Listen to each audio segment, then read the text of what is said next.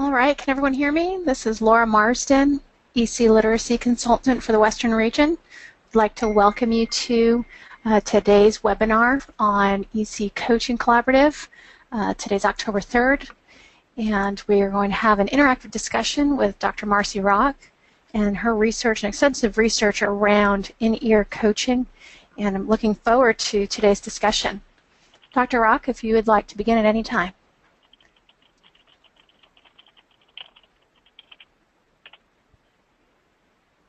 Oh yes, and if you would please, to be part of the conversation, please raise your hand, and then we can unmute you and allow you to participate in the conversation.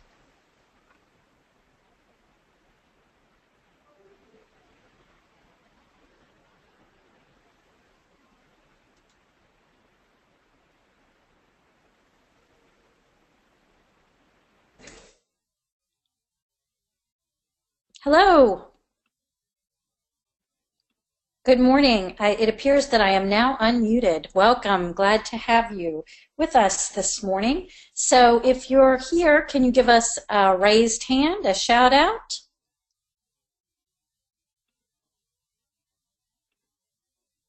Let us know that you are on the line.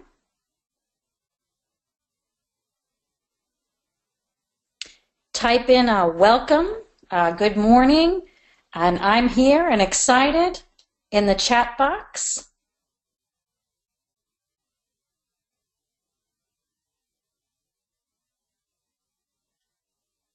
In your channel.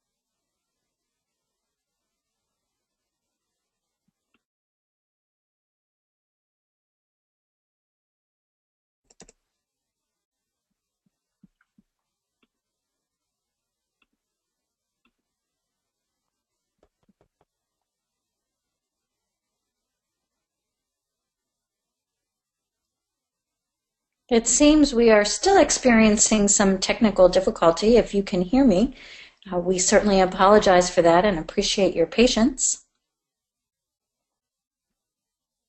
Has anyone been able to locate the chat box?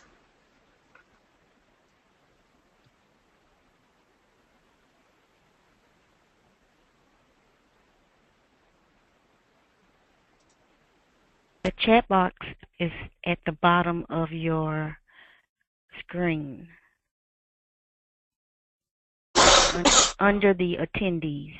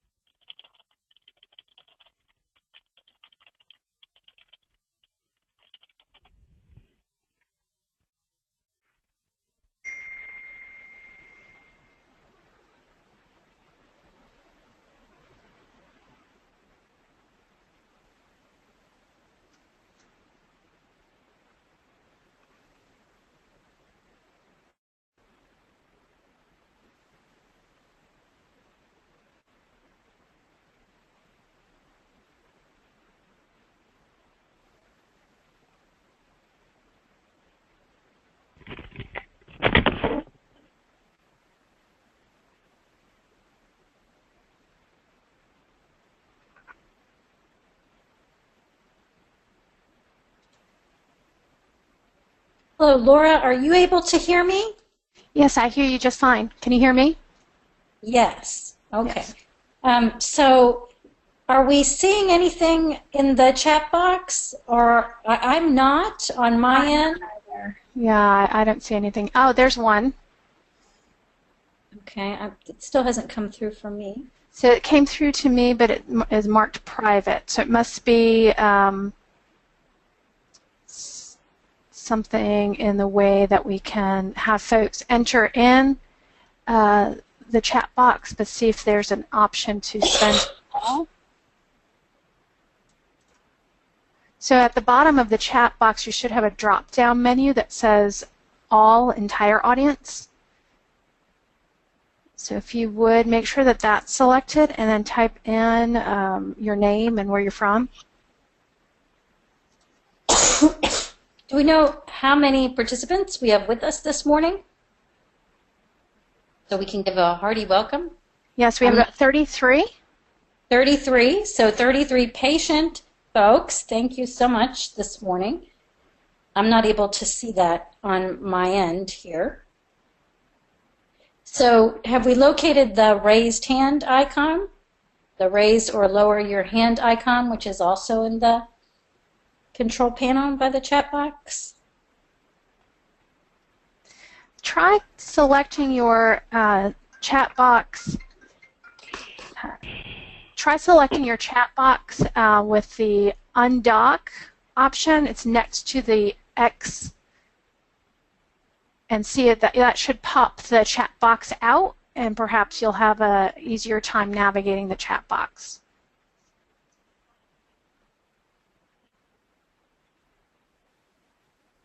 Okay, I've got Beth on the line saying that that is not an option on their perspective. And Deanna, are you on the line? If you can provide some technical support.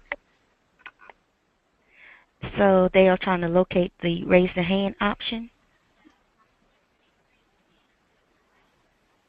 Yes, the control panel where they can access the chat box and the raise hand option.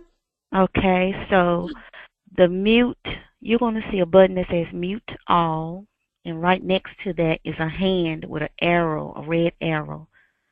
If you click the hand, it's going to let you raise your hand, and that's under the attendee box. Okay. On Mac, on my end, if this is helpful to people, at the top menu bar where you see the Go to Meeting, File, Edit, View, Zoom, Window, Audio, and Help in the top left-hand corner of the screen, if you click on Window and scroll down and then click on Go to Webinar panel, that pops out the window for me on Mac.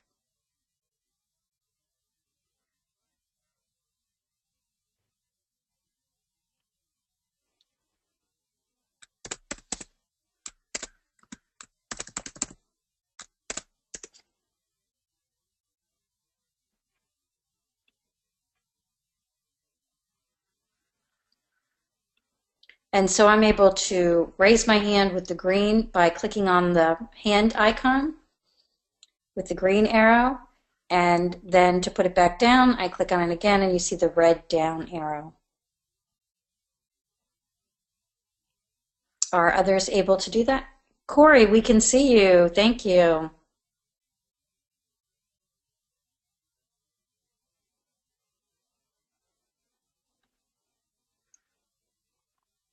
If others can weigh in the chat box or by raising a hand, Laura and I can monitor.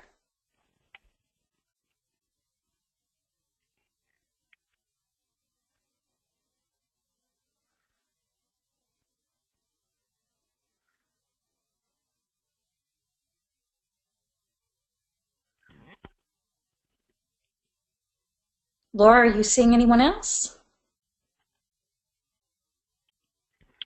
Marcy, this is Deanna. I see a lot of hands raised, and I see a lot of people in the chat box asking, can you see me? They have access to the chat box. A lot of people are responding.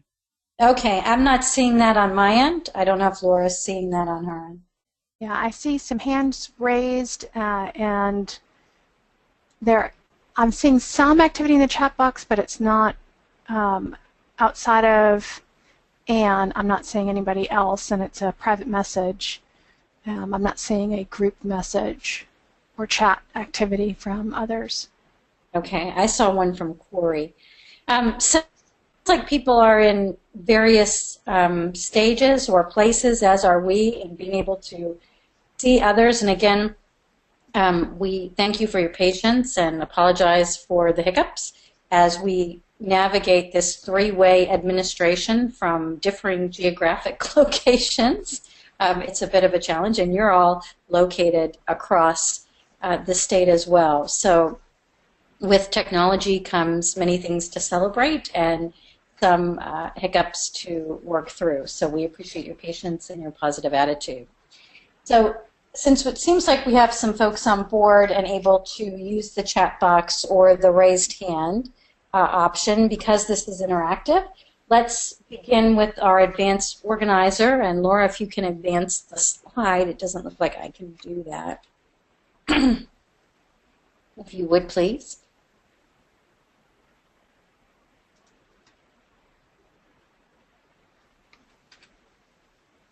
This will give us an overview of how we will spend our time together in this discussion. So the first objective is for us to really review our purpose, and that purpose is to begin to develop a knowledge base in technology-enabled coaching. And to do that, we've asked you to begin working in the modules, and to complete them, there are 5 modules located at inearcoaching.com, the information that you received from Dr. Paula Crawford. And again, the purpose is to begin building your knowledge base. You are regional coaches, DPI consultants who bring a wealth of experience and know-how and knowledge regarding coaching, and this is the digital age version, if you will, in which we are looking at how we can use technology to deliver more support to more teachers more often for the reason for improving and enhancing teacher practice, but also student performance. And that's why we're all here, is for our shared commitment to students, especially students with disabilities. So does that purpose and sort of review make sense to you? If so, would you please raise your hand? And Deanna and Laura, if you can, since I can't see this on my end, if you can chime in with how many raised hands we have. If the raised hand isn't an option, then you can type in the chat box, no, this doesn't make sense to me, or yes, I think it does. I see 17 hands. Yeah, so we have the majority of folks with hands raised. Great. Good. So that makes sense. So moving on, the second purpose for us today is to engage in some interactive discussion around those modules. And the reason that that's important is because when it comes to building knowledge, we need opportunities for discussion. And that relates theoretically back to Vygotsky, and that all learning is, in some ways, social. So in order to make further meaning, to deepen our meaning, to refine our meaning, to clarify inaccuracies in our emerging meaning, it's important that we have opportunities to discuss. So we've all been on webinars, and we sort of multitask and eat lunch and do our emails and all our other work that's important. And we're going to ask you to do your best to participate and to think about the questions, and for everyone to participate either by raising a hand, by talking, or by using the chat box. So there are really 3 ways that you can participate actively in the discussion, and that's important to deepening and refining your emerging knowledge base. Does that make sense? A raised hand or a yes or no in the chat box would be great. It looks like the hands are flying up. Great. Thank you. And again, we really appreciate you taking your lunchtime. We know my stomach's rumbling a little bit too, so we know that a little bit of multitasking is going to be in order here, and we certainly appreciate your dedication and your commitment to the project. And the third purpose is really to summarize, sort of wrap up the interactive discussion and some of the content in the 5 modules. This is just our beginning point. So in our future sessions, according to that learning plan that Paula sent, we will be going deeper into each of these areas through December together. So this is our launch point. And if there's still bugs on the windshield, or the windshield is covered with mud in terms of your understanding, that's okay. It will get clearer, and those bugs will diminish as we go deeper and deeper and deeper. And you'll have access to the online modules throughout, so we encourage you to go and revisit them frequently. And then we'll share our future directions. So do we have any questions now? If you do, please put them into the chat box, and if not, go ahead and raise your hand if this makes sense to you.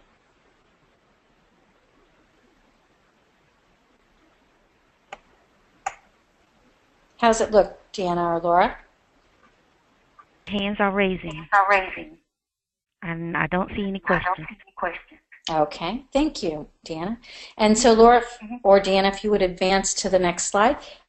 We've arranged the interactive discussion sessions by modules, which was simply to move from whole to part to whole, because that's the way the modules are constructed, to accelerate learning, to build learning to the greatest extent possible. So that might seem a little bit linear to some, but it is done with a purpose in mind. So how many of you have had a chance to go into the modules, the inearcoaching.com, to look at the 5 modules? You're seeing a picture of the home screen there. If you would raise your hand and let us know if you've been interacting with the modules, or type in the chat box. A lot of hands are raised. Great. And again, you can revisit these modules at any time. We do ask that you have some understanding that you will likely encounter a few typos in the modules, and that's because we put them together sans a budget. So we did this all on free time and free labor to get this information put together and to make it freely available to others. So if you encounter a typo or an error, please be understanding of that. We did not have the luxury of hiring an editor to come in, and we were under a pretty tight timeline. So we think overall, in the big picture scheme of things, that they were put together with excellence, and that the content is foundational to successful e-coaching. So if you could give us some reactions at this point to what you found helpful, and you can either type in the chat box, or you can voice in, if you will, please, and let us know just in your initial interactions with the modules, based on your prior knowledge with coaching, whether it's elbow coaching or in-ear coaching, what's something about the modules that you found helpful as a coach? There's a statement here from Karen Sumner. She says, I love the way the modules were organized and the videos with each. Oh, good. Okay. What did you find helpful about the organization? What was useful to you as a coach or as a consultant? And if you'd like to participate virtually, I can, if you would raise your hand, I will unmute you and you can participate.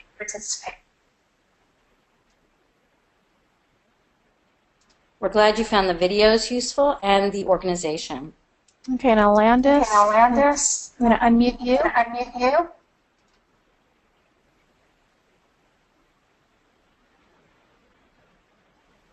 didn't raise my hand. Oh, you must have had it raised in a previous question.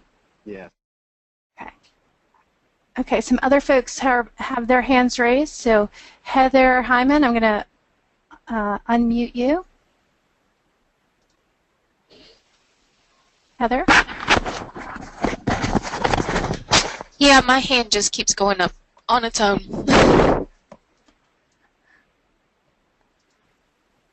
Okay, I believe you can select and unselect that. So if you have raised your hand to participate in a previous question, go ahead and hit that icon again. It should remove your hand.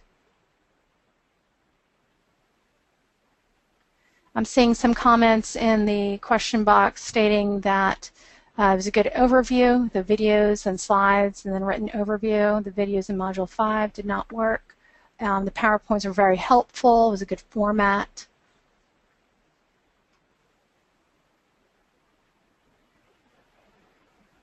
Great, thank you. And thank you for letting us know about the video in Module 5. Sometimes it is a problem with the video or the link has changed. And sometimes it's just a glitch on someone's end, so we will check it and figure out if we can fix it, and if not, sometimes it's just refreshing or going back at a later time to be able to view it. So what I got was the video in Learning Module 5 needs to be checked.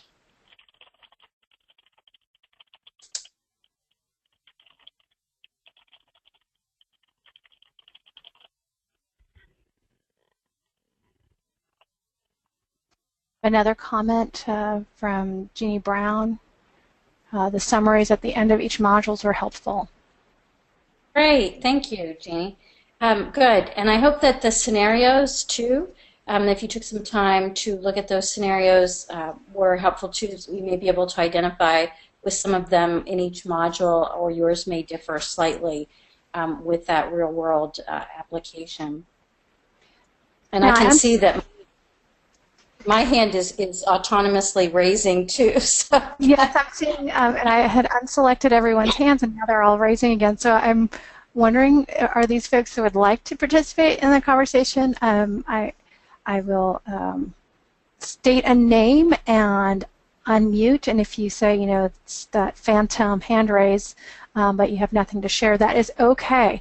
But if you do have a comment or something you'd like to share with the group, please do so. So I have Rick Powers. I'm going to unmute. Rick? It does. Yeah, it just keeps raising by itself. Yeah. Okay.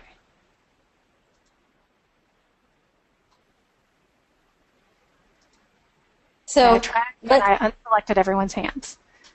Okay, so let's move on if we can to the next slide. What I have is that the organization overall, the videos were helpful, the content providing overviews in each one of the 5 module areas, and that we need to check the Learning Module 5 video.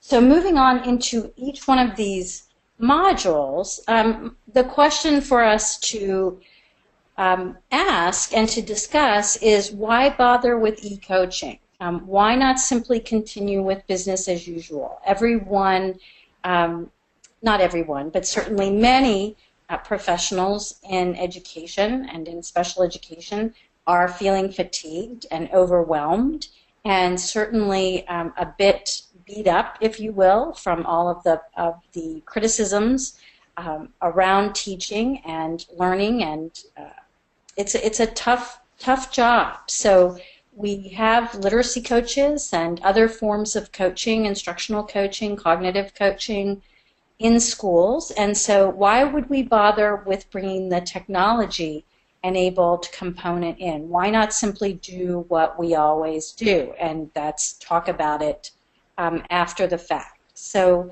what are your thoughts about that? Either a raised hand, again, it's happening autonomously, or if you put in the chat box that you'd like Laura to unmute you, then she can certainly do that. Sure, and it seems the question box is another platform that seems to be working pretty well. So if you wanted to place a comment there, or even indicate that you'd like to share out with the group, and I can unmute you that way.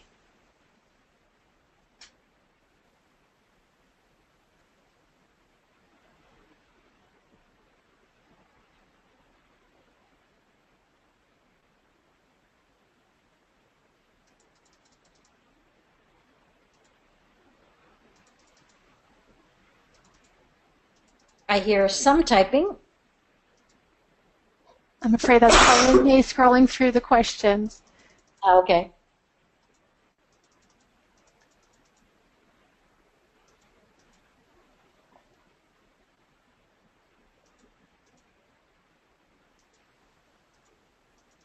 One of the comments stated that the glue metaphor was particularly helpful to me, and that was from Cindy Farmer. Thank you, Cindy. Why was the glue metaphor helpful to you? That actually comes from Glickman way back in clinical supervision. He talks about, excuse me, I've been on an antibiotic since Friday, and it's not doing a lot for this cough. So I apologize for all the coughing. I do have water and cough drops, and they're not doing their jobs either. So thanks for bearing with me through the coughing spells. So what about the glue metaphor was useful to you as a coach, thinking about how to help people translate math and reading foundations into practice? So Cindy, I'm going to unmute you. Hey, Cindy? Can you hear me? Yes. I just felt like I liked the idea of the friction, making the learning stick, and that coaching is like the coaching and the feedback or glue. That's what's going to help to make the teaching and the learning stick. That friction between perhaps what one does and then the feedback that one receives, and trying to then, process and implement that feedback. Thank you, Cindy. You made a couple of important points. One about the stickiness of of the glue and transferring knowledge to practice. And that's where technology-enabled coaching really moves to the forefront. First, we work and we live in the digital age, right? So in many ways, it doesn't make sense for us not to move our professional development practices along with us into the digital age, despite some of the glitches and being able to work through them. Because again, it does allow us to provide more support more frequently to more teachers at the point of transfer, which is the point of performance, when you're trying to use the knowledge, in this case of math and reading foundations. So there was just an IS study released, and this is not in the modules, it's very new, it came out the other day. It came out on Wednesday, September 28th. And it was around a new report on the impact of teacher professional development on student achievement in math. And so they did a content-intensive professional development in math that boosted fourth grade teachers' subject knowledge, but did not have a positive impact on student achievement. And they received some very intensive PD in math, an 80-hour summer workshop, as well as 13 additional hours of collaborative meetings focused on analyzing the student work, so looking at student data, student performance data, and some one-on-one coaching based on observations. So that was after the fact coaching.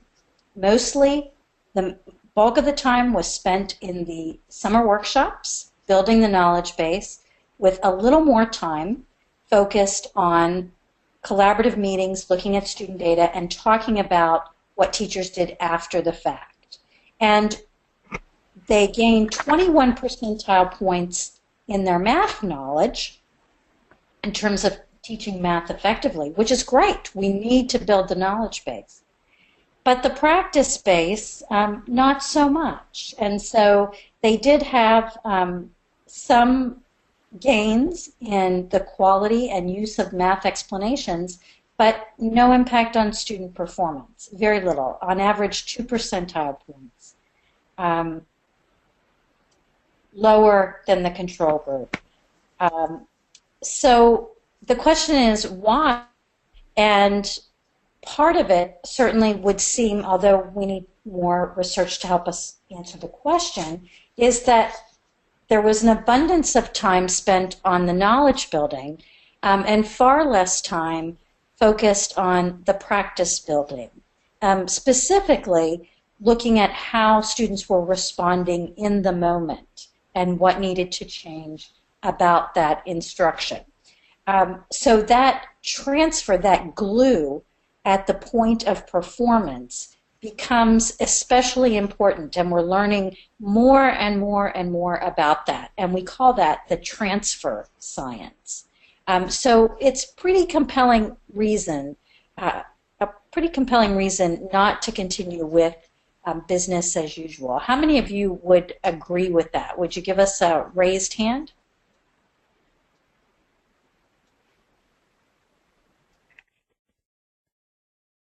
Some of the comments have indicated how the modules can support administrators in their understanding of the coaching practice, as well as how the affordability of having positions as designated coaches can be limited for some LEAs, and so e-coaching could be a means to provide that level of support without necessarily having to fund a full-time individual. Right, that's a good point. And ultimately, when you're building a culture, of a growth culture, we start with identified coaches who have, e-coaches who have content knowledge, pedagogical knowledge, technical knowledge in specific areas, and ultimately we want to grow that within the building and within the district. And ultimately we want e-coaches to not only do peer coaching, but for almost everyone to have an opportunity to become an e-coach in some way. It doesn't mean, as you said, that they're spending all day every day. It means that they're spending brief snippets of time, 15 to 20 minutes, in a real-time coaching session, giving immediate feedback in an area that they are extremely competent and well-versed in providing. Does that make sense? And if you would raise your hand or type into the chat box. So that's the ideal that we're working towards. That's not what we start with. But it certainly is more cost and time and labor efficient. And thank you to Matt Hoskins. He's actually provided a link to the research article that you had referenced. So that's there in the chat box. If you'd like to access that, you can copy and paste that to reference at a later time for participants. Also noted in the questions box was comments regarding the effect size of PD with coaching and how a 1.42 was a pretty amazing effect size. Absolutely. So, thank you, and Laura. There's a critical component about that in the moment opportunity being critical. Right. So there's actually, we know, I want to comment on two things. That if you're not familiar with effect sizes, that's okay. And if you are, that's great. Effect sizes, a 0.0 means that very little impact happened as a result of the intervention. Joyce and Shower's work in 2000, as far back as 2002, confirmed that when coaching was added, the effect size increased to 1.42. That's considered ginormous in the world of effect sizes. Normally, a small effect size around 0.4 or under, moderate effect size 0.6, large effect size 0.8. So when we get up to 1.42, that's an extremely large effect size, meaning that it has great impact on practice, and that's what we're looking for. The other thing that in our work and others that have shown is we know that reflection is an important part of effective teaching and impacting student performance. Right? Give me a raised hand if you agree with that it's really important that we help teachers be reflective, and that as teachers we are reflective about how students are performing. And one of the things, interestingly, that In Your Coaching does is really promote a spontaneous cycle of what Schoen referred to as in-action reflection. So rather than after-the-fact reflection, actually reflecting when you're in that moment. Oh, my students aren't getting this. I need to make a change quickly. and being able to do that effectively. What can I do? What are my options? And all of that happening rapidly in real time. And we scaffold that with an e-coach. So we do that using a graduated guidance, that gradual release of responsibility. Does that make sense? Is it good reasons not to continue with business as usual, but to pioneer and trailblaze a different approach in the digital age that builds on lots of our prior knowledge and experience? If you would raise a hand and give us an indicator.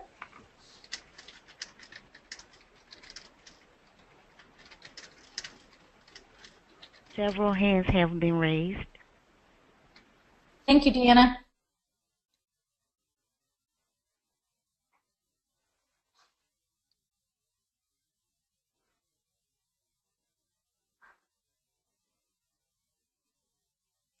And moving on, anything in the chat box?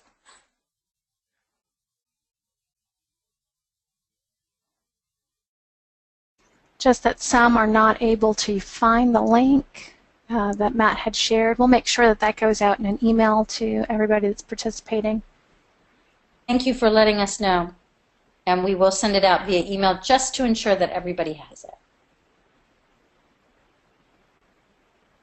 And thank you, Matt, for sharing that. And so Marty has indicated that he's raising a hand. I'm not sure if he wants to provide a comment.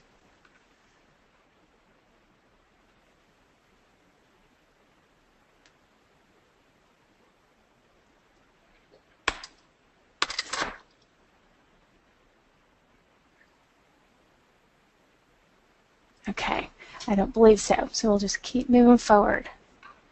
Okay, the link, yes, thank you. If you would advance, please, to the next question, discussion question, and the link just came through for me.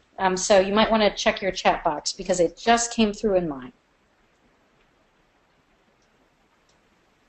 So in the second module, you really focused on research and development, and we highlighted our work, but I need to clarify that lots of other people around the country are doing research in e-coaching as well and have found similar results. So, and it's based on over 50 years of traditional in-ear coaching research, which was based on FM radio technology, so the e-coach had to be on site in those instances rather than located remotely. Bluetooth technology and the internet have allowed us to pave the way for online in-ear coaching. So if you were going to say, why does it matter that there's any research out there to support in-ear coaching? Why is it important that we have research to support the work that we do as coaches?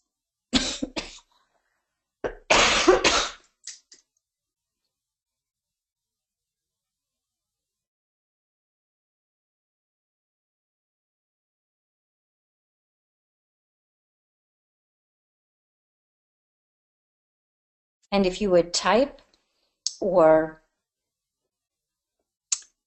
raise your hand to indicate you'd like to be unmuted.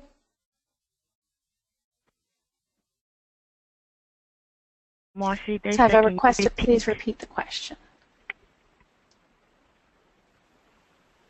I think Yes. Deanna saw the same question. So if you could repeat the question, please. So I'm focusing on the latter part of the question first, which is why does research matter when it comes to technology-enabled coaching and supporting our practice as coaches?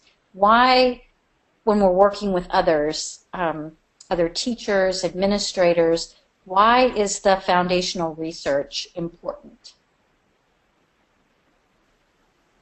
How does it inform our work as coaches, as DPI consultants? And Marty has made a comment saying that evidence is needed for credibility. Good. So we're asking our teachers to use evidence-based practices and to help us generate practice-based evidence. And it's important that our approach to professional development be credible as well. And unfortunately, we're spending millions, if not billions of dollars annually doing what we know doesn't quite work so well. So having some evidence to support a different approach does help build our credibility as coaches and as consultants. And Carol Gillespie notes that research matters because it tells us how effective e-coaching is. Right, so it helps us. I'm sorry, go ahead.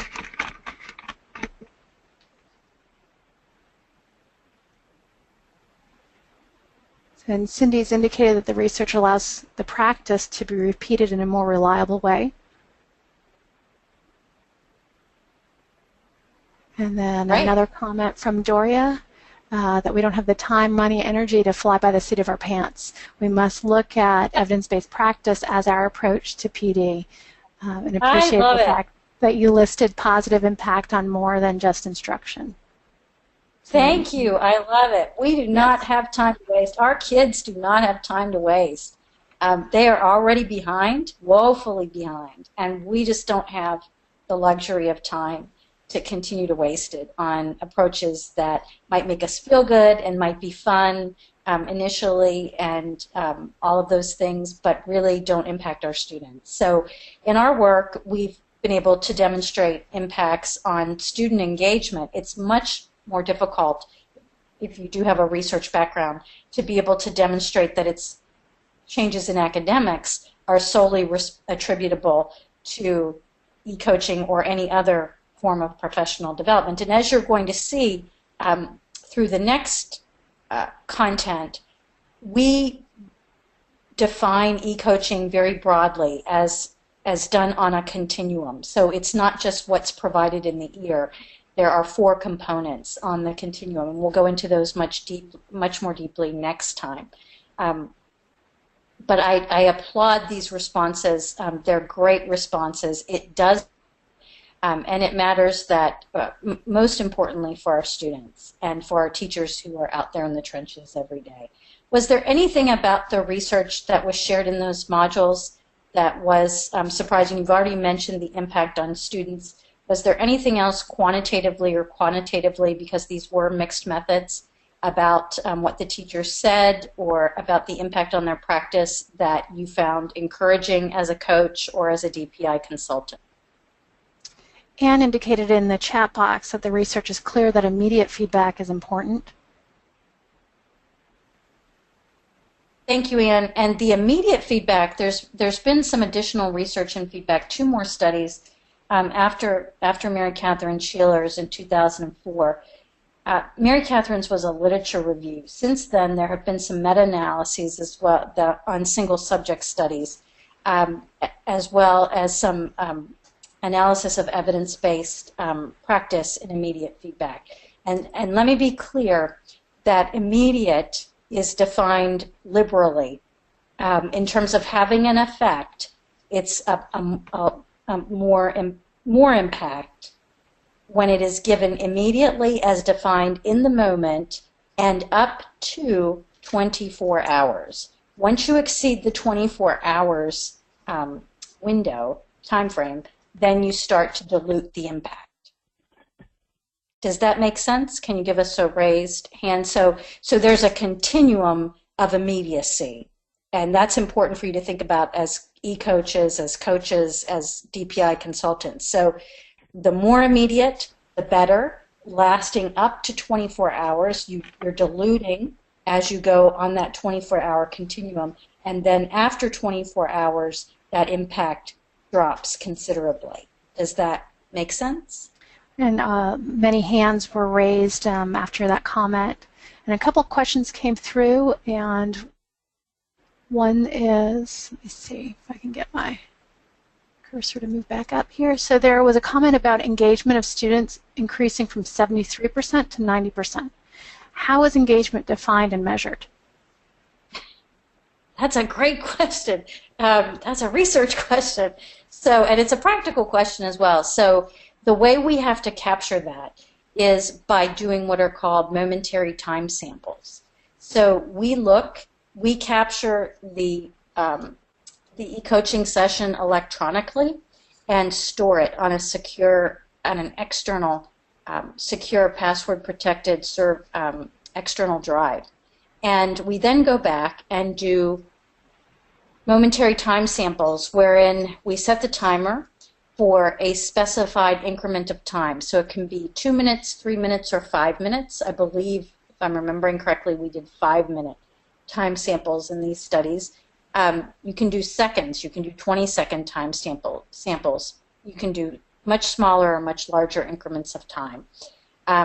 Generally, the smaller the increment, the more sensitive the measure, the more accurate the measure. So we do 5 minutes, and when that timer goes off, you stop the tape, the electronic version, and you count, and you look at all of the students that are visible in the observation, and whether you compare them to a predetermined definition of what it means to be engaged in a lesson, and you count them, and that becomes a percentage. And then you do that every 5 minutes over the course of the lesson, and that gives you an overall percentage.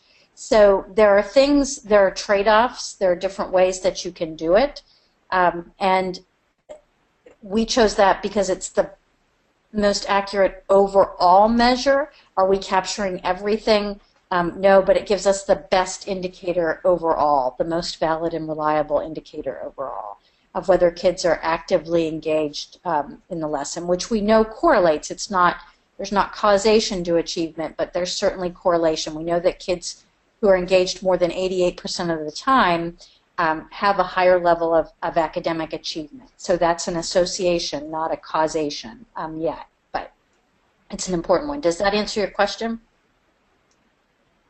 Yes, and Cindy indicated thank you for your response. A couple other questions came through. One statement said that they were surprised that the teacher was able to easily get used to hearing the coach talking while they were teaching. Great, that's a great comment. It's amazing to coach and to observe and to watch this happen. Dating back to 1954, I believe, was Corner and Brown's original article. It's a little one-page article on the Buccaneer that they used with counselors during supervision as they were learning how to counsel individuals, couples, families in counseling sessions. And they found that it took 3 to 4 sessions. So I think you read in the module that with our first group, we asked them to do 3 preliminary trials. The first 2, 3 or 4, the first 2 or 3, we did not give any feedback. We just connected. And then on the last one, we did. And what they told us was they didn't like those trials. They wanted us to immediately start giving feedback. And so with the second group, we immediately started giving them feedback, and afterwards when we asked them, they said, we would have liked a time or 2 to get used to it. So it's always the reverse of what you do. Interesting with the DPI work is that I often coach coaches or do sessions to model what e-coaching looks like. And so I'll coach teachers I've never met and who have never had this experience. And what we find since the beginning of this work 9 or 10 years ago is that they're much faster at processing, at getting used to attending to those multiple forms of auditory incoming stimuli. So it takes them about 5 minutes. For about the first 5 to 7 minutes, you'll kind of see them you'll see them kind of processing and not really putting it into practice, and then boom, the brain just goes into autopilot and it's able to process it. And I think, again, I don't have any proof of it. My hypothesis is that it's attributable to our increased and ubiquitous use of mobile technology, and that we are becoming much more adept at processing these multiple forms of auditory incoming stimuli. So yeah, it really is not difficult for them, which is encouraging. It reminds me of a coaching session that we had in Haywood County last fall, where the teacher, her feedback was it was like listening to the GPS in the car. She was able to adjust and take that feedback, and it was just, she compared it to using a GPS.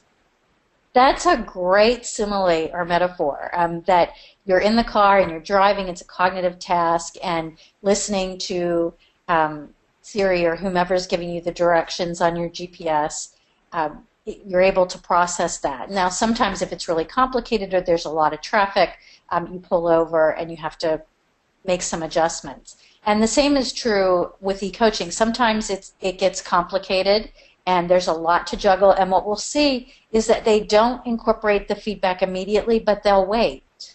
And then they'll put it into play at the very next opportunity. And so it's sort of like making that adjustment in your GPS, that you missed the turn the first time, but you correct and correct course as soon as possible thereafter. Another comment from Marty, the 4 specific affirmations to 1 corrected statement. Excellent. Thank you, Marty. Yes, really important. And we think, well, we're not cheerleaders. These are adults. They should be doing what we know works. But everybody needs encouragement. And this actually comes from, if you're familiar with school-wide PBIS, how many of you are in school-wide PBIS schools? If you'll give us a raised hand. Yeah, and hands are popping up all over. Yeah. So this comes from the work of Horner and Sagai, who were drawing originally on work from the Center for Disease Control. And so that ratio is really important with adult learners at all. If you have a behavioral background, it's related to positive behavioral momentum.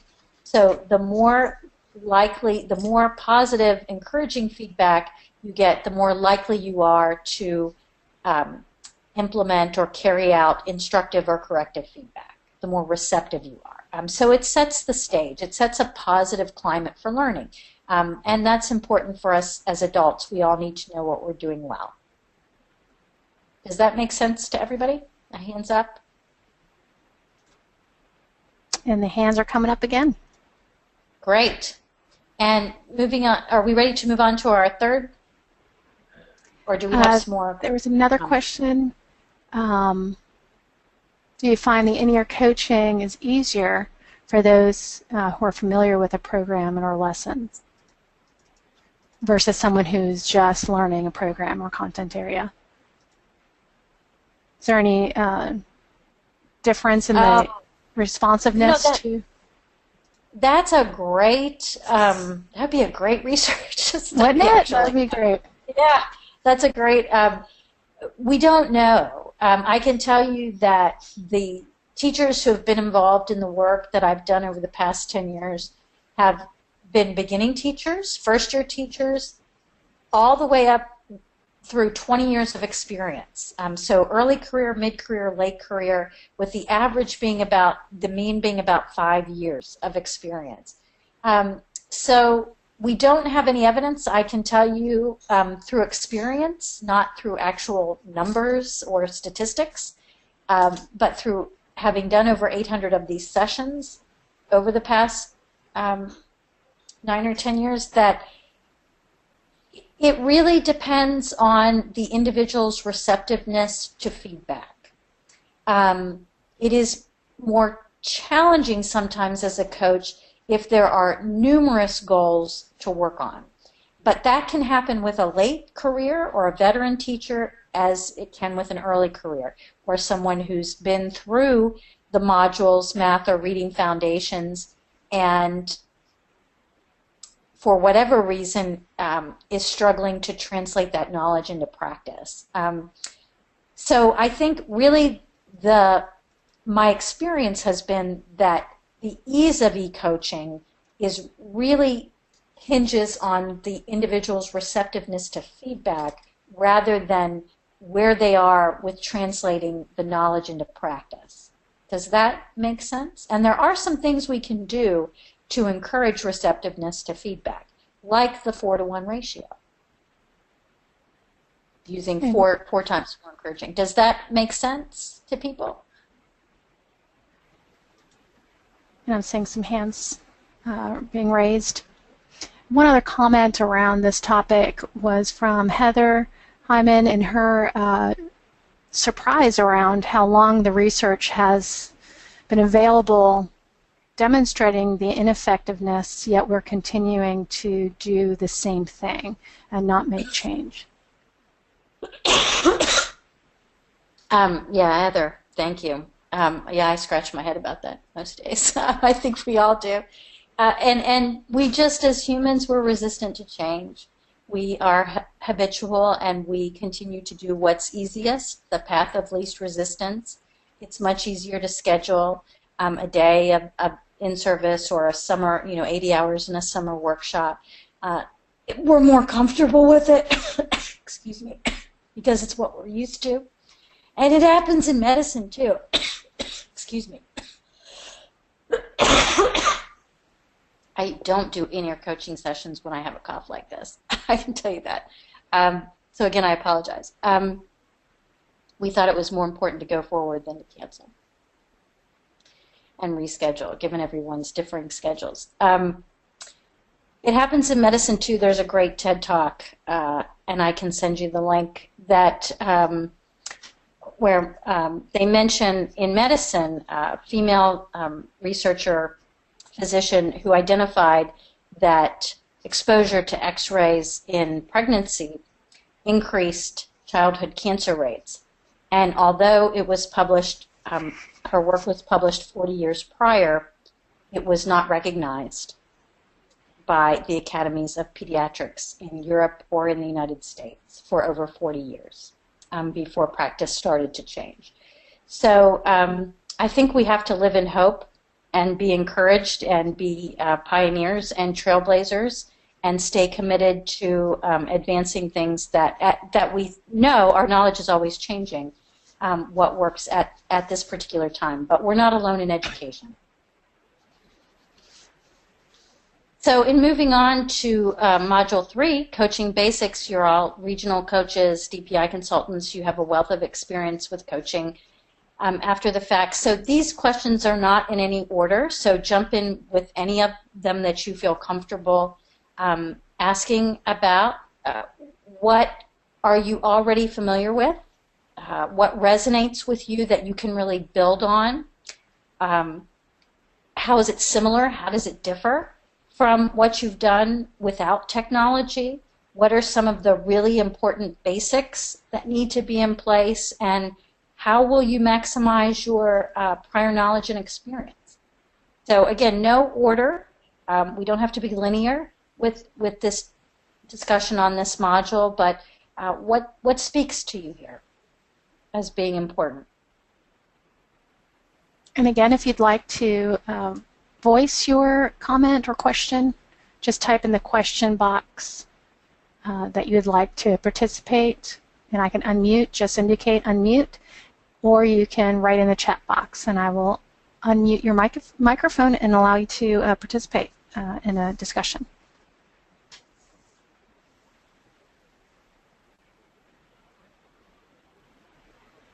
So Cindy Farmer has indicated in the question box, in my own coaching at my school level, I firmly believe in the importance of building relationships. I feel that might be difficult with e-coaching. Can you comment? Thank you, Cindy. You're a high performing participant. Thank you. I can tell you that I thought that originally. I shared that thought. I thought that the relationships were really important, and I still think that they are. I don't think they are quite as important as I thought originally, after having consulted with several state departments, including North Carolina, but other states as well, and having done, as part of that work, in-ear coaching with teachers that I have never met, and consultants from those state departments doing e-coaching with teachers they have never met. So we don't have any relationship with them. And again, what seems to be most important are two things. And certainly I don't want to discount relationship, because for ongoing e-coaching, I think relationship is very important. But initially, teachers need to have a growth mindset and they need to be in environments, in school environments where a growth mindset, and that comes from Carol Dweck's work, and we're working on that with our K-12 students as well. That, can you still hear me, Laura? Yes, I can hear you. Okay. It looked like it went out for a minute. Sorry. That growth mindset is celebrated in the district and in the school and in classrooms, and that we're always growing in our knowledge and our practice space, and no one is perfect. And our practice through e-coaching and other components of the continuum leads to permanency, not perfection. And so that growth mindset is really important. And the receptiveness to feedback. Are you willing to put into practice, to try what someone is suggesting in your ear in that moment, to see how the students respond? And so those two things, at least initially, and then the relationship becomes important, that trust, that mutual respect and reciprocity over time as e-coaching continues. Does that make sense, Cindy? And others with a raised hand, Cindy?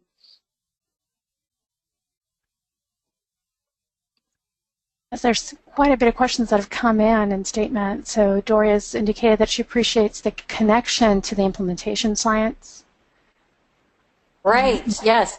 And actually to improvement science, which is what we're moving towards. And we'll talk as we get towards December and look at ways that we can do that. But that's a great connection.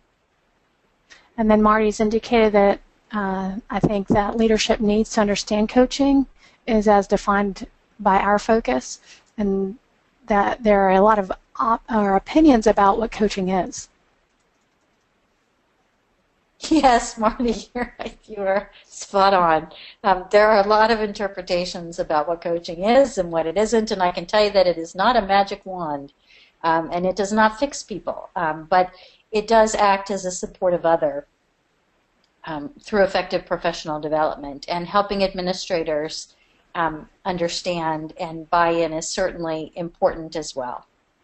And so sharing the link to the in-ear coaching modules is one way that you can influence upward with administrators, and someone suggested that earlier. That's a great idea. And Carol Gillespie has indicated, as a coach myself, I love the immediacy of e-coaching. Sometimes when I observe, I want to yell out, say this, or ask the student why he thinks that. If I interrupt the instruction and do this myself, I take control away from the teacher.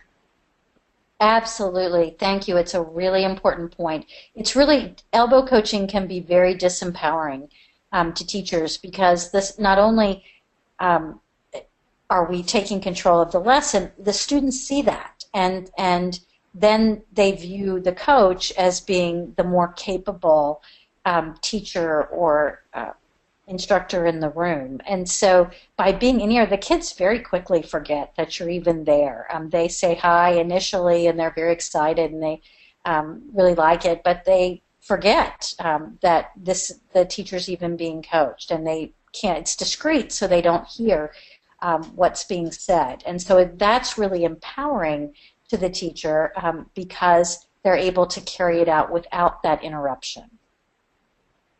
Yeah, and Krista Boyd echoes, I think, the same sentiments as far as coaching basic, is that we're a partner rather than an enabler, and that coaches are there to help think through lesson tasks, activities with the teacher rather than for the teacher. I love that, the with versus the for, and so important that we are really partners, and that's what's intense about e-coaching, and that's what I really view it as a form of co-teaching, because you're cognitively, you have to really become sort of one with that teacher in that lesson. And so as an e-coach, I'm always thinking, what suggestions what can I make, what encouragement can I give that will make the biggest difference in how the students are responding and how the teacher is carrying out either math or reading foundations. So it is done with the teacher, not for the teacher. And that is an extremely important point. And time after time again in our research, that our teachers told us that the e-coach's voice became their voice over time. And that's part of that scaffolding and that gradual release of responsibility. So they do not become dependent on the e-coach. They will become dependent if the other parts of the e-coaching continuum are not intact. So if they aren't studying the Reading or Math Foundations modules and they don't have the content knowledge, then yes, they will become dependent on the e-coach. But if they are spending enough time observing and studying and coaching one another, then they will not become dependent on the e-coach. And that problem-solving focus is paramount. So thank you. And Beth Gilchrist indicated in her experience with e-coaching, having that defined focus, that goal that was set and determined by the teacher and the coach, going into that coaching session with the in-ear versus the elbow coaching, she found that it was more efficient in really addressing the purpose of the coaching session when using the bug-in-ear versus elbow coaching. Great. Yeah, that goal-specific focus is really important. It doesn't mean that you can't give feedback. You should on other aspects like lesson structure or pedagogical components that are really important, or positive behavior support. Those things are going to be important to comment on, but really keeping the instructive and the corrective and the encouraging centered around the goal for that session. Now, it may raise additional goals for future sessions. But a really important way to stay targeted and to use the time effectively and efficiently. So 15 to 20 minutes or 20 to 30 minutes max, rather than an hour and a half, or 2 hours. So using smaller increments of time more effectively and efficiently in a goal-oriented way. Really important. Thank you for pointing that out. And co-constructed goals with the teacher.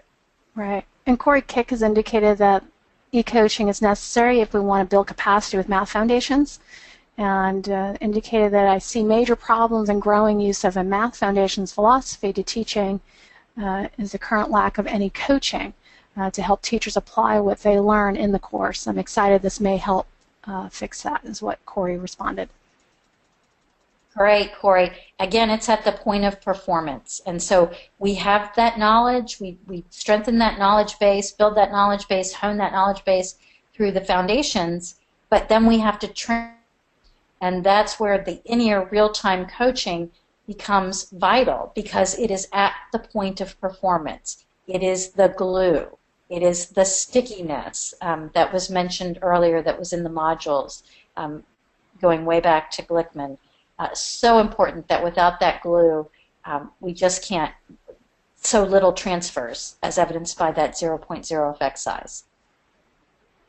And Carla Melton, she's indicated here that in her coaching experience, the teachers appear to appreciate the e-coaching feedback and apply it for the long term more than with the one-on-one sessions. It's as if they see the practice and are more comfortable with applying it. Yes, and that's what we found as well, that I thought the teachers would say, oh, the call dropped, oh, the internet's not working, oh, I can't hear you on the Bluetooth, and the opposite happened. If a call dropped, they called back 15 times in 30 seconds, and I had to say, whoa, whoa, whoa, we're jamming the network. Give it a second, and I'll call back. They really want the support. They want to transfer their knowledge. They want to see students succeeding. And this is a way that can help us do it more effectively and efficiently. And Marty has a comment. He asks to please comment on the content knowledge expert part of coaching. So yes, you do need some content knowledge, and so that you have all been through the reading and the math foundations. That alone is not going to be enough. You also have to have some pedagogical knowledge, as well as some knowledge of positive behavior interventions and supports, as well as some technology know-how in troubleshooting. But that content knowledge is going to be important during the real-time feedback, as well as during the goal setting and monitoring and evaluation that happens before and after the real-time sessions. So some of them are still going to need help with their planning and planning to carry out what they've been learning in math and reading foundations. And then Jeannie Brown has another statement where she's indicated setting clear goals for the coaching and clearly defining what success looks like sets the stage for a collaborative experience. You become a partner in the work. Yes, very much so. And because you are remote, you can actually collect some performance data. So while you're coaching and watching, you can be counting things like how many students are responding and how many students are responding accurately and how many questions are higher order versus lower order, and are they building in concrete in math, representational and abstract in that continuum during math instruction. So there are all kinds of content and pedagogical. Again, it's what's most important for the lessons initially and over time to be effective. And to determine that, you really have to look at how the students are performing over time, baseline and over time, and where are they making their errors. Are we ready to move on to the feedback loop? I think so. Great comments, great interaction, thank you. So in the feedback loop, and we'll again go into this much deeper, it's just to begin to stimulate interest and prior knowledge. Feedback in real time differs from feedback that is delivered after the fact, that you've had time to really formulate and think about and prioritize. So again, these questions are not asked in any particular order. We do not need to be linear. Just chime in with whatever you feel comfortable commenting on as being important to your work as a coach or as a consultant.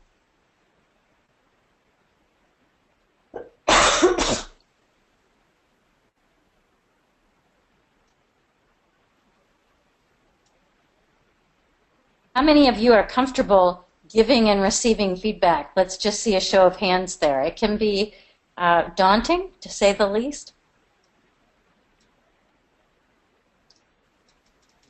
And it looks like our group is pretty comfortable with providing and receiving feedback. Good. Many hands have come up. Yeah. That's great.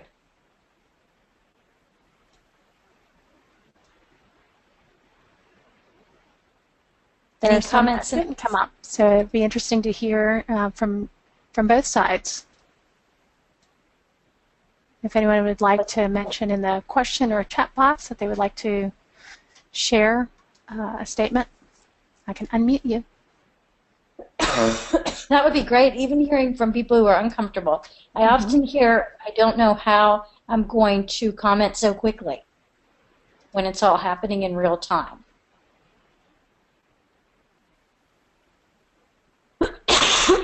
And Marty indicated feedback is as effective as the person is receptive. Right. So some people are naturally more receptive, and there are actually, excuse me, there are actually scales, valid and reliable scales to measure an individual's receptiveness to feedback, and we can change it. We can impact it over time. So one of the ways that we talked about that is by giving encouraging, more encouraging feedback than instructive or corrective. And so that helps people become more receptive to feedback. Another way that people become more receptive is when they see that it works. So when they actually try something that a coach has suggested in real time and it works, they see the students' success, they feel successful, and then the coach gives immediate encouragement. And that creates, again, that cycle for positive behavioral momentum for them to continue to do that more often. What about the feedback loop? Did you get the sense of the movement from the coach to the teacher to the students and really keeping that loop in mind when you're coaching? Any comments about that? I know for my practice, I have not had the opportunity to do e-coaching, bug and ear, and I can see how that is going to have more impact. I think the further away, as you stated earlier, you get from the time with students, the less likelihood for change to occur or for implementation of a suggestion to occur. So I anticipate the more active and right on-the-spot feedback, you're going to see that feedback loop really take shape and have more opportunity for student outcomes. Right. So in one of the sessions we did with DPI, and I'm thinking it was in Hardin County, but I can't say that with 100% accuracy. But one of the things that we did to help students increase their engagement and participation and interest in the lesson was to use real-world examples with fractions and percentages. So by having that real-world connection, they were able to immediately increase their rate of responding. And not only their rate of responding, which allowed the teacher to see where their inaccuracies were and make those immediate corrections, but also over time to increase their performance in math. So that's an example of how looking at the feedback loop, looking at how students are responding in the moment and making a simple adjustment, seemingly simple adjustment like that, can have an important impact immediately and over time. Does that make sense? A raised hand to think about the feedback loop in that way? Or thinking about what the coach says, how that impacts the teacher, and how that then impacts the students, all simultaneous. And many hands are being raised currently. Great. So we'll get into that, what to say and when to say it, and why to say it in that loop with much greater depth. And Carol Gillespie notes that figuring out a way to provide constructive feedback in a way that does not alienate or offend the teacher is always difficult. That it is. And the beauty of real-time feedback is that it is a commentary, and if you're focusing on providing more encouraging feedback, it sets that positive climate. So you're not having to worry about a feedback sandwich where you do one positive and then you deliver the feedback and then the negative, or then the negative, then follow it with a positive. We know that that's not very effective because people remember the criticism or the suggestion. When you're just showering with a 4-to-1 ratio, again, it creates a positive behavioral momentum, and so people are more receptive to it overall. Does that make sense? With raised hands? I see a few hands are being raised. And there they go. They're firing off one after the other. Right. And moving on to our last question around technology.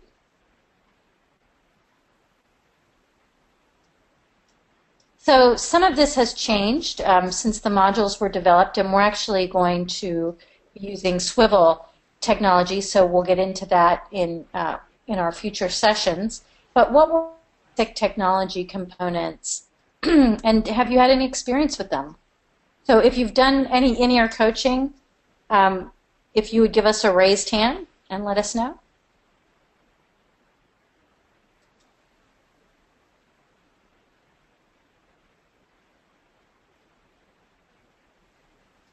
Okay, there are a few hands up. Good. And if you would, in the chat box, or let us know that you'd like your microphone unmuted, if you've ever used a Bluetooth with your own mobile phone, or you've used a webcam or Skype to connect with friends or family, personally or professionally. How many hands are going up?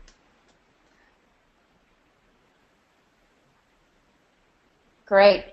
Any concerns?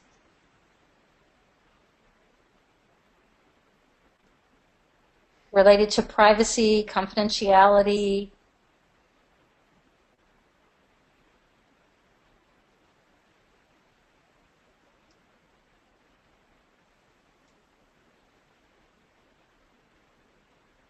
Carla indicated that Hewitt County Schools had bought the technology last year. With the help of Matt and Laura, we got everything set up and had several coaching days with them. We also We also trained the lead teachers at our schools to use it, and they said we love it. Great. Thank you for sharing. And then Marty indicated there's no real concerns. Thank you, Marty.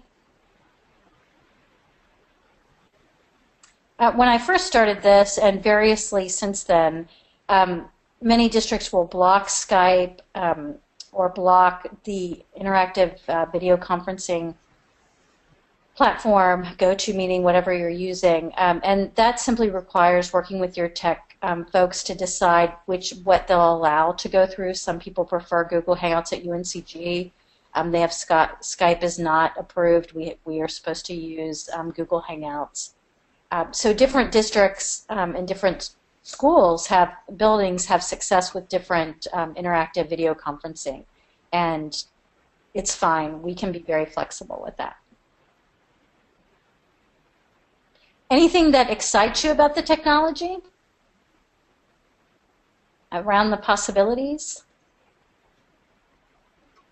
You can record, but certainly don't have to for later viewing. And Beth Gilchrist indicated that she really enjoyed using the bug in ear from her office to coach someone at a school quite a distance away. Great.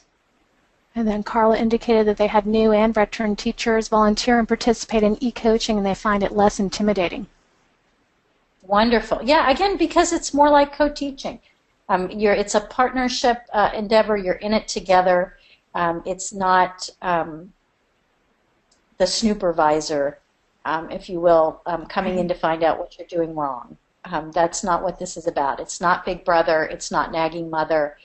We refer to it as the supportive other.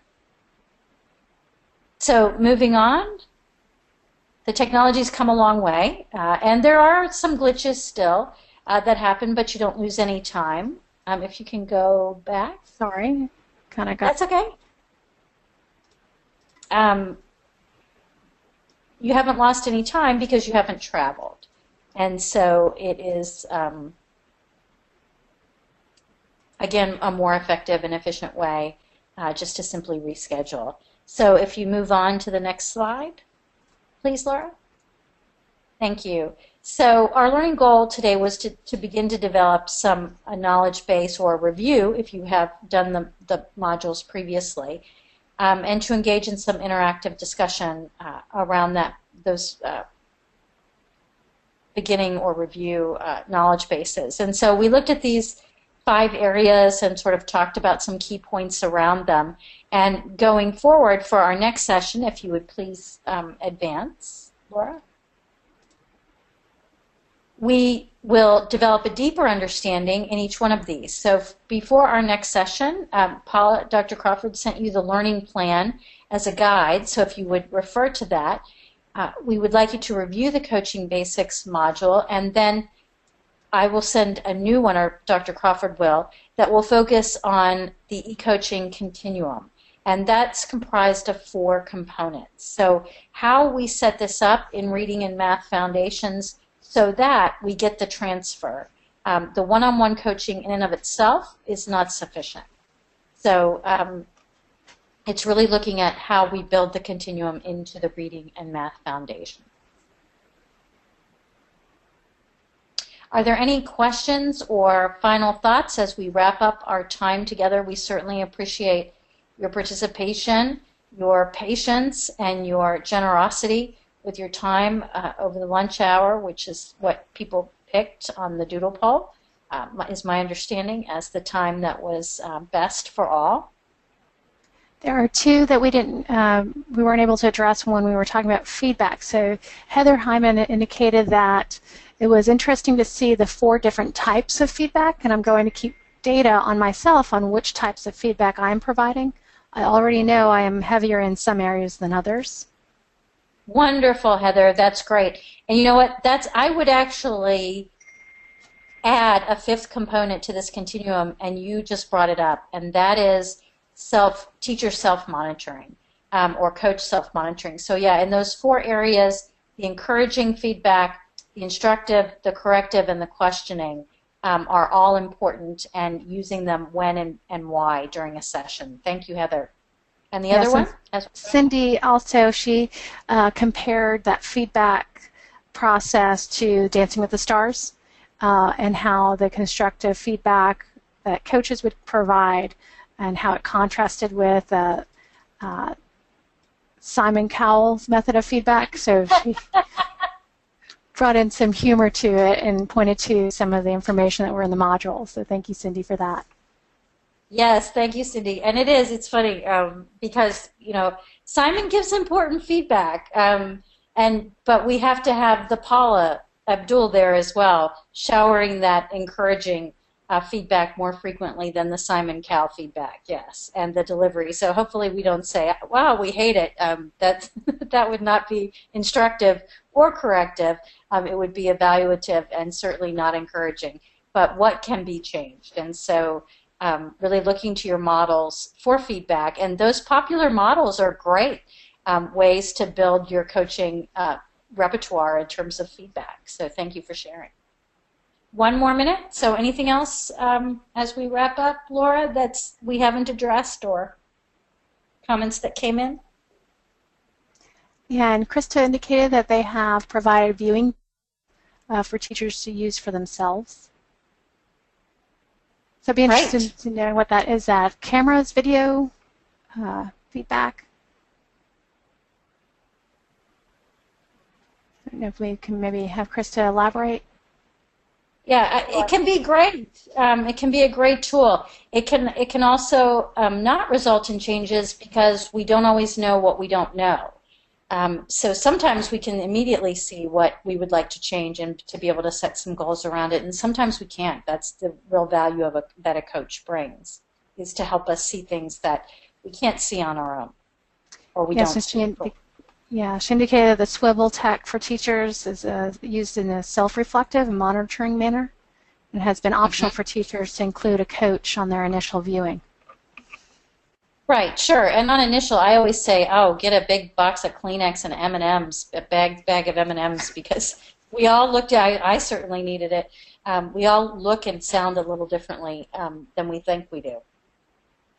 So I really like that opportunity to watch solo first.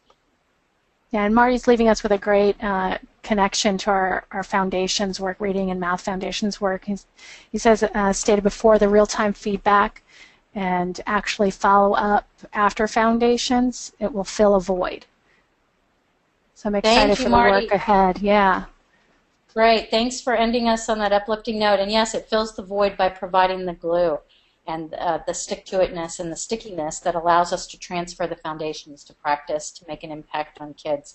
So thank you all again. Thank you, Deanna, for your invaluable tech support. Thank you all for your patience, for your time, your generosity. Thank you, Laura, for being a wonderful co-host, and yes, really looking forward to working with everybody. Well, have a great afternoon, everyone, and we'll see you next time.